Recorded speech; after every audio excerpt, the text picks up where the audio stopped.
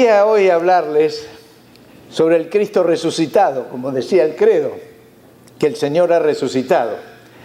Y es interesante que el que escribió este texto, este relato de un encuentro de Jesús, fue alguien que pudo averiguar hablando con los propios protagonistas.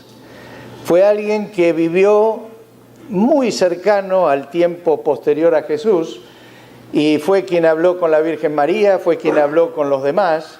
Y este relato nos llega directamente de una manera tan particular, con tantos detalles que nos hacen bien para saber realmente lo que ocurrió. Está en el Evangelio de Lucas, capítulo 24, versículos 13 en adelante. Y quiero que, mientras lo vamos leyendo, presten bastante atención a los detalles, porque muestra a un Jesús muy particular y muy especialmente un Jesús muy cercano. Dice así: aquel mismo día, dos de ellos se dirigían a un pueblo llamado Emaús, a unos 11 kilómetros de Jerusalén. Iban conversando sobre todo lo que había acontecido. Sucedió que mientras hablaban y discutían, Jesús mismo se acercó y comenzó a caminar con ellos. Pero no lo reconocieron, pues sus ojos estaban velados. ¿Qué vienen discutiendo por el camino?, les preguntó. Se detuvieron cabizbajos, y uno de ellos, llamado Cleofas, le dijo: ¿eres tú el único peregrino en Jerusalén que no se ha enterado de todo lo que ha pasado recientemente? ¿Qué es lo que ha pasado?, les preguntó. Lo de Jesús de Nazaret, que era un profeta, poderoso en obras y en palabras, delante de Dios y de todo el pueblo. Los jefes de los sacerdotes y nuestros gobernantes lo entregaron para ser condenado a muerte y lo crucificaron. Pero nosotros abrigábamos la esperanza de que Él era el que redimiría a Israel. Es más, ya hace 3 días que sucedió todo esto, también algunas mujeres de nuestro grupo nos dejaron asombrados. Esta mañana, muy temprano, fueron al sepulcro, pero no hallaron el cuerpo. Cuando volvieron y nos contaron que se les había aparecido unos ángeles, quienes le dijeron que Él está vivo. Algunos de nuestros compañeros fueron después al sepulcro y lo encontraron tal como había dicho las mujeres, pero a Él no lo vieron.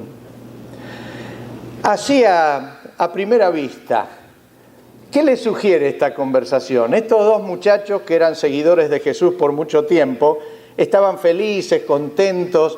¿De qué manera estaban? Tristes. Estaban amargados, desilusionados. Confundidos. Interesante. Este relato aconteció el mismo domingo de la resurrección de Jesús.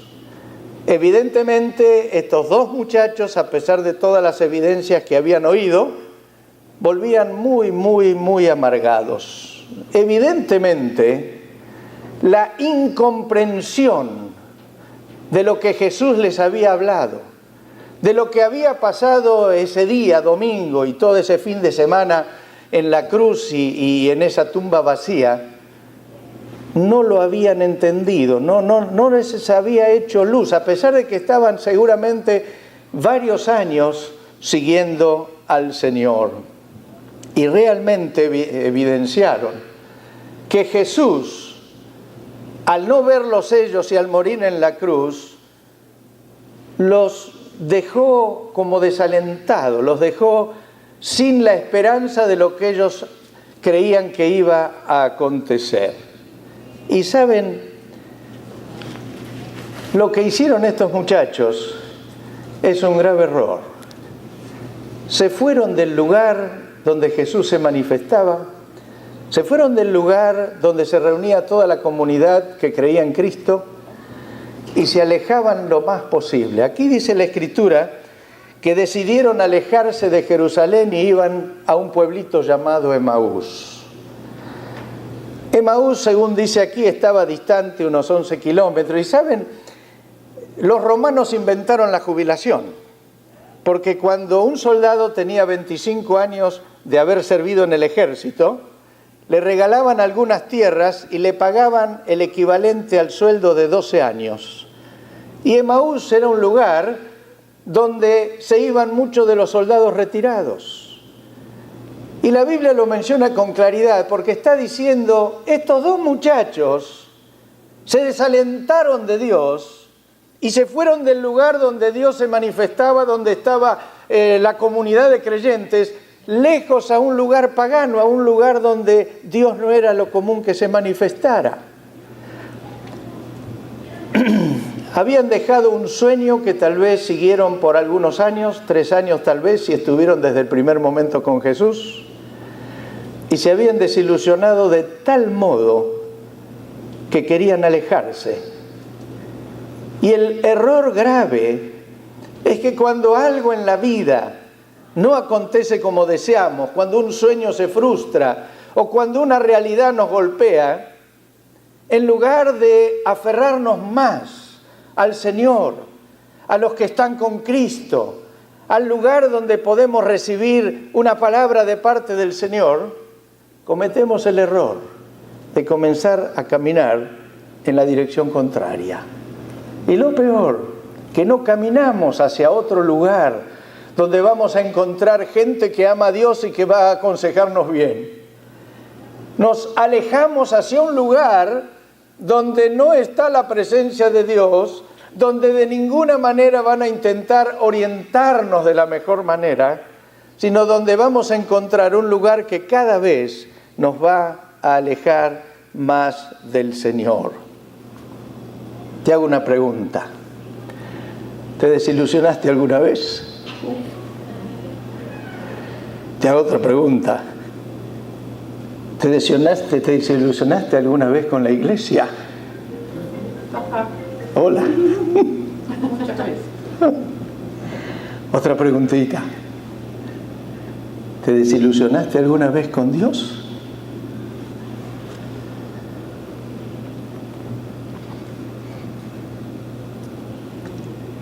¿Perdiste alguna vez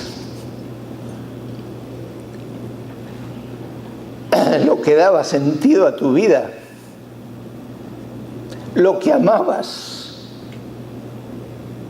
¿Y creíste que Dios se alejó y no te respondió?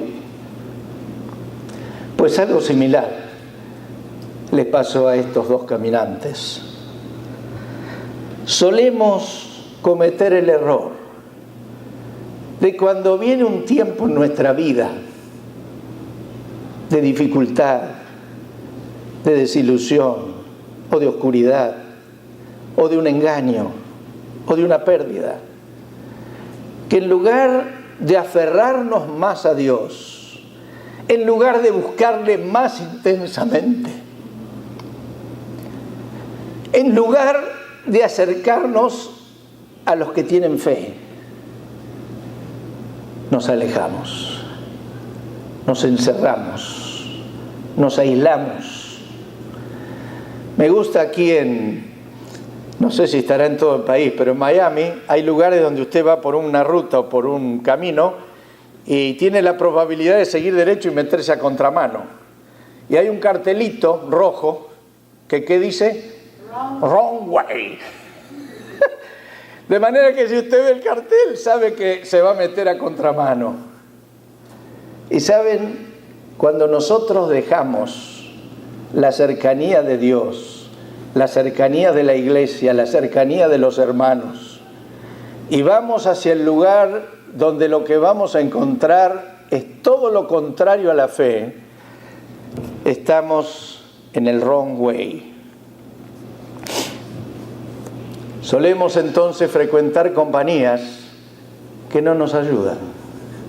Es interesante porque Jesús frecuentaba gente muy difícil, gente que no era fácil estar con ellas, a tal punto que lo criticaban por juntarse con esa gente.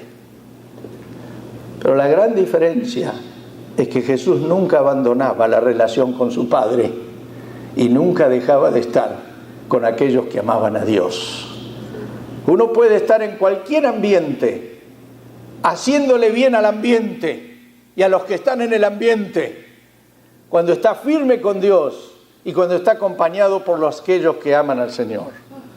Pero es muy difícil mantenerse en la línea justa cuando nos alejamos del Señor, cuando dejamos la comunión con los hermanos y cuando solo escuchamos las voces de los que no hablan bien del Señor. Estos dos fueron cercanos al Señor, fueron cercanos a la comunidad de fe y se alejaron. Pero saben, podemos encontrar diariamente un montón de personas que están perdidas y lo peor es que no saben que están perdidas. Viven una realidad ajena a la presencia de Dios y no son conscientes.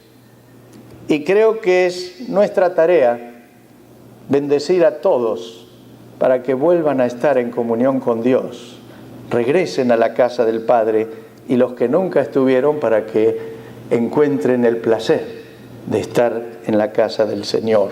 Ahora, la buena noticia de todo esto es que Jesús, ¿qué hace? Le sale al encuentro de una manera que muestra algo para mí absolutamente singular. Cuando Jesús se hizo hombre, nació como bebé, creció como un hombre, era como todos los demás. Era alguien de carne y hueso, era un hombre completamente hombre, a pesar de que también tenía su naturaleza divina. Ahora, aquí es el Jesús que ya resucitó. Es el Jesús que venció la muerte, es el Jesús que viene con un cuerpo diferente, una presencia diferente, por eso no le conocieron de entrada. Pero ¿cómo se presenta a estos dos discípulos? ¿Como un ángel? ¿Como alguien transparente? ¿Cómo se presentó a estos muchachos? Como un hombre. Como un hombre. Y es interesante porque uno no se imagina a Jesús, a ver cómo decirlo para no decirlo mal. No se imagina a Jesús haciendo chistes, ¿no? O no se imagina a Jesús haciéndose el desentendido. Pero así es como se apareció Jesús. Estos dos estaban caminando y de golpe se acerca uno y comienza a caminar con ellos. No le reconocen. ¿Y sabe lo que hace Jesús? Otra vez se sigue haciendo el desentendido. No quiero decir una palabra que pueda ser poco respetuosa para el Señor. Se hace el desentendido y dice, ¿qué vienen discutiendo por el camino? Él sabía lo que estaban discutiendo por el camino. Y ellos venían hablando entre los dos de todo eso, de su desilusión. ¿Y qué pasó con estos muchachos? Cuando le pregunta así, dice, se detuvieron cabizbajos, como diciendo, ¿qué pregunta? Cabizbajo porque estaban realmente amargados. Y entonces le contestan como hubiera contestado un argentino.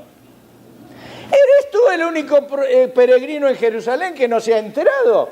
Lo habrá mirado al otro y dijo, ¿de dónde salió? ¿Cómo puede no haber visto todo lo que pasó estos días? Imagínase Jesús ahí, haciendo como que no sabe nada. Me encanta ver a Jesús así, parece que tiene sentido del humor. ¿Tiene? Tiene, claro que tiene, exacto. Entonces dice, ¿no se ha enterado de todo lo que ha pasado recientemente? Y Jesús sigue haciéndose el desentendido, le dice, ¿qué es lo que ha pasado? No lo puedo creer, un Jesús resucitado, teniendo este tipo de diálogo y haciendo como que no entendía. Y dice, le explican estos muchachos ahí, lo de Jesús de Nazaret. Era un profeta, poderoso en obra y palabras delante de Dios y de todo el pueblo. Como estaban deprimidos, lo bajaron a Jesús de rango. El rango religioso era rabí, profeta y Señor y Mesías. Pero ¿cómo iba a ser Señor y Mesías si murió como murió y no apareció ni resucitó y se les arruinó? Entonces lo bajaron de rango, lo dejaron a profeta nomás. Y así pasa cuando estamos desilusionados. Lo bajamos a Dios a nivel humano y creemos que Él va a actuar como actuamos los humanos o que tiene que responder a nosotros como responderíamos nosotros ante una situación y nos olvidamos que Él es Dios. Le siguen diciendo parte de su amargura. Dice, nosotros abrigábamos la esperanza de que Él era el que redimiría a Israel. ¿Ven? Ahí muestran cómo estaban amargados. Le siguen diciendo, es más, dice, hace 3 días, dice ya, que sucedió todo esto, como diciendo, ya estamos sabiendo que no va a pasar nada. Ya es definitivo. Dice también, algunas mujeres de nuestro grupo, ustedes saben que las mujeres eran consideradas no de segunda ni de tercera, como de quinta, porque no podían declarar en un juicio y no se les creía, no se las llamaba. Por eso el Señor fue a las primeras que se le apareció para verdaderamente dignificarlas. Porque los discípulos no le creían porque eran mujeres. Y esto lo dicen con toda claridad. Dice, algunas mujeres de nuestro grupo nos dejaron asombrados. Esta mañana, muy temprano, fueron al sepulcro, pero ahí las desmienten, pero no hallaron nada. Cuando volvieron, nos contaron que se les habían aparecido unos ángeles quienes les dijeron que Él está vivo. Algunos de nuestros compañeros fueron después al sepulcro y lo encontraron tal como habían dicho las mujeres, pero ahí le agregan otra vez la notita de desespero. Pero a Él no lo vieron.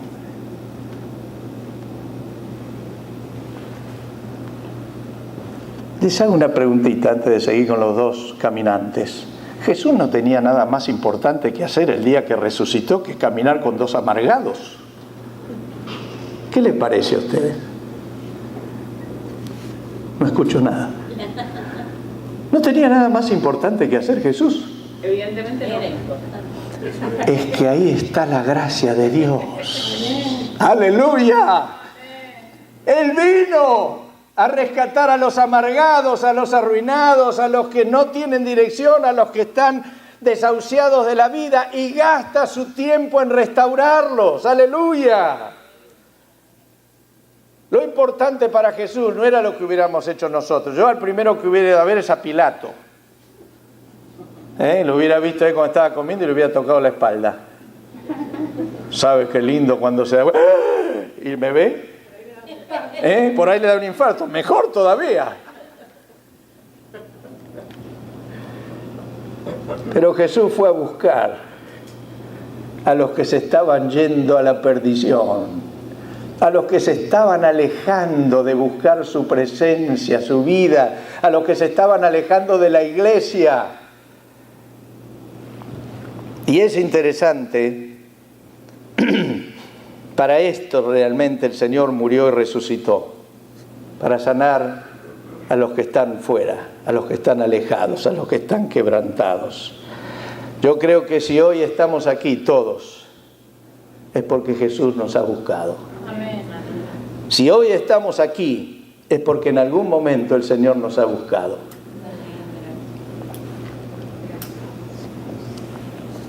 El diálogo entre Jesús y los 2 caminantes muestra un gran contraste, ¿verdad? Ellos 2 estaban tristes, amargados, y Jesús evidentemente estaba con una actitud muy diferente, estaba salvando a 2. Estaba caminando al lado de 2 que eran amargados, que lo habían bajado de rango, que lo habían perdido la esperanza, abrigábamos la esperanza, ya hace 3 días, ya ellos habían concluido que tenían que volver a aquello de lo que se habían apartado. Estoy seguro que estos 2 que eran discípulos de Jesús en un momento vieron al Señor, vieron lo que pasaba, vieron los milagros, tuvieron una esperanza de que este era el que iba a cambiar toda la situación. Y se jugaron todo por el todo. Y no siempre las cosas ocurren como nos gusta a nosotros. Me acuerdo una vez, estando en un tiempo de gloria, de alabanza, de avivamiento, las reuniones eran gloriosas y un pastor de los más reconocidos dijo, ¿se imaginan si esto es así hoy, lo que va a ser dentro de 10 años? Como diciendo, si esta gloria estamos viviendo hoy, dentro de 10 años vamos a estar casi en el cielo. Y la realidad que muchas de las cosas no solo no terminaron en el cielo, sino terminaron bajo tierra. Y no porque Dios cambió. Pero aun cuando las cosas cambien, Aun cuando no veamos todo con claridad, la realidad que siempre es un error alejarnos del Señor. Estos dos muchachos o dos caminantes, no sé si eran dos muchachos, por ahí era una pareja matrimonial, de eso vamos a hablar la próxima vez que sigamos con el texto. Estos dos caminantes realmente, todas las evidencias que fueron surgiendo, las mujeres que fueron al sepulcro, las mujeres que vieron a Jesús resucitado, los discípulos que fueron también y vieron la tumba vacía, nada de esto, nada de todas esas evidencias les hicieron creer. Ahí es donde viene mi pregunta, a todos nosotros y a mí en primer lugar. A todos Jesús nos salió al encuentro, pero ¿estás viendo las evidencias con las que te pide que te acerques más a Él? ¿Hay evidencias en tu vida de que Jesús te encontró y te quiere acercar mucho más? Seas creyente de años o seas alguien que recién está acercándose a la fe. Hay evidencias. ¿Saben? Cuando uno decide seguir al Señor, de pronto ve lo que antes no veía. De pronto descubre que el Señor ha estado todo el tiempo que no le veíamos, porque ahora nuestros ojos fueron abiertos. Pero hay algo que tiene que en nosotros abrirse al Señor para que podamos ver todos los milagros. Fíjense cómo reacciona el Señor después. Lucas 24, 25 al 27. Acá cambió el clima. Después de preguntarles todo eso y dejarles que sacaran todo lo que tenían adentro, fíjense qué les dice el Señor. ¡Qué torpes son ustedes!, les dijo. ¡Y qué tardos de corazón para creer todo lo que han dicho los profetas! ¿Acaso no tenía que sufrir el Cristo estas cosas antes de entrar en la gloria? Entonces, empezando por Moisés y por todos los profetas, les explicó lo que se refería a Él en todas las Escrituras. El Señor los retó. Les dijo que eran faltos de comprensión y lentos para creer. Les dijo que eran tardos de corazón. Y saben, estamos frente a una generación, ante un mundo que es lento para comprender y tardo de corazón.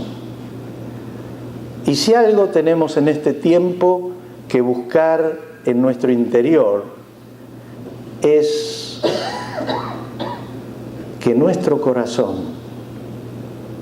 no sea lento en responder al Señor, sino que nuestro corazón esté con toda la disposición de escuchar a Dios, escuchar su voz y que todo lo que nos ha dicho aprendamos a vivirlo. Lo interesante es que el Señor recurrió a las Sagradas Escrituras.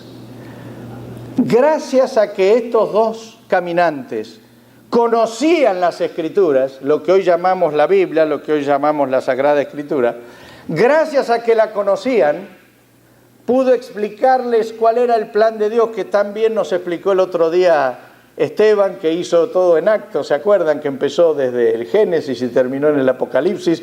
Gracias a que conocían las Escrituras, les pudo hacer entender que lo que estaban viviendo era parte del plan de Dios. Por eso realmente no conocer las Escrituras, lejos de ser algo inocuo, es una desgracia. Y todos tenemos que aprender las Escrituras. Todos tenemos que leerlas, encarnarlas, creerlas, ponerlas por obra, de tal manera que Dios pueda obrar en nuestro corazón.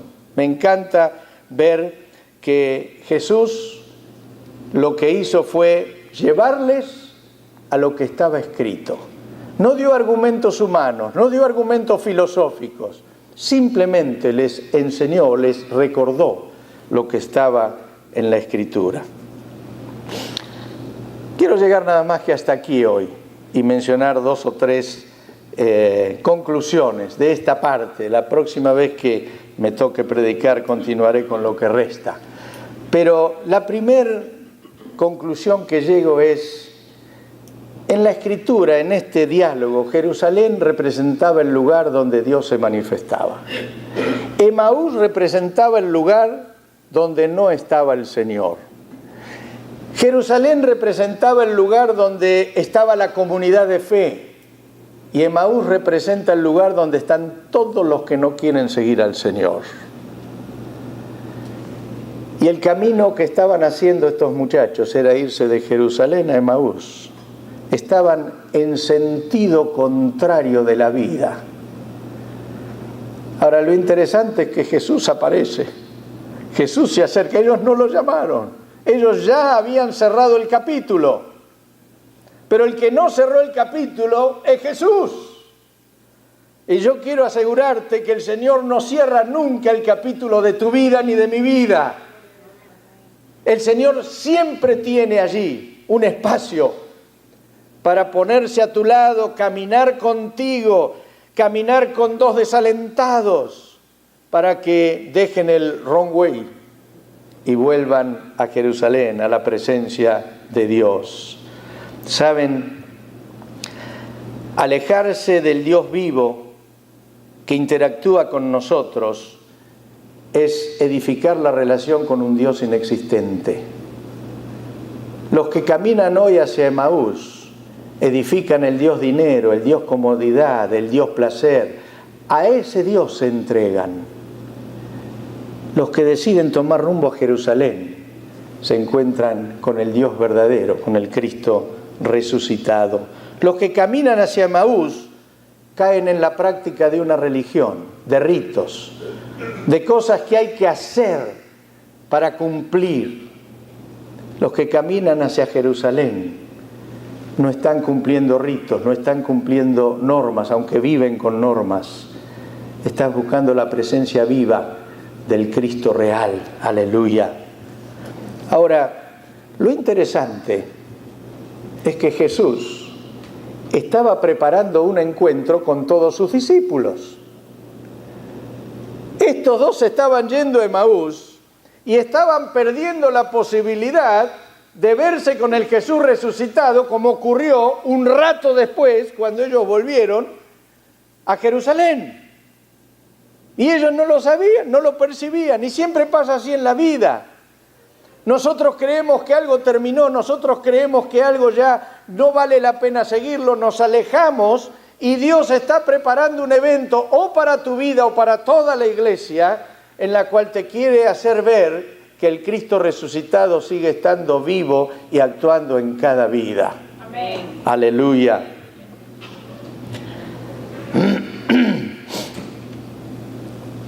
Cuando te quejas de lo que te toca vivir y te alejas de Dios, te estás perdiendo lo que Él tiene preparado. Siempre me acuerdo de una frase que oí y que me gustó mucho. Dice que uno siempre tiene que mantener la fe viva y algunos desisten en la última media hora. ¿Sabe qué significa eso? Que faltaba media hora para que ocurra el milagro y desistieron antes. Ahora, uno nunca sabe si falta media hora o 3 siglos. Por eso tiene que tener fe. Si no, no sería fe. Si yo sé cuándo algo va a ocurrir, me quedo. Si estos 2 discípulos sabían que Jesús iba a aparecer a todos los discípulos que estaban asustados, metidos ahí en un cuarto, se hubieran quedado.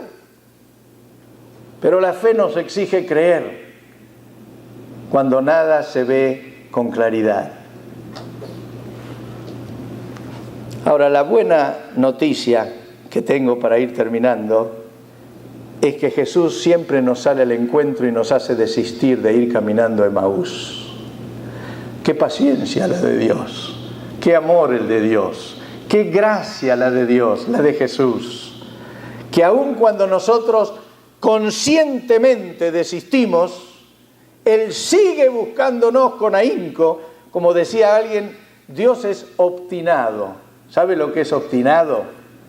Es uno que está dale, y nunca deja de perseverar. Ese es un obstinado, perseverante. Pues Dios es así con tu vida y con mi vida. Aleluya.